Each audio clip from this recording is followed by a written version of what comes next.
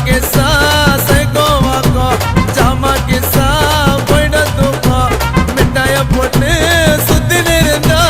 ஒரு கேன உன்ன ஊரை பார்க்கும் நாசமாயிட உஷாரி துப்புவாங்க உன்ன காரி வானா எப்ப போத பழக்கணி மறந்துரு வாழ போற வாழ்க்கையில் என்னென்ன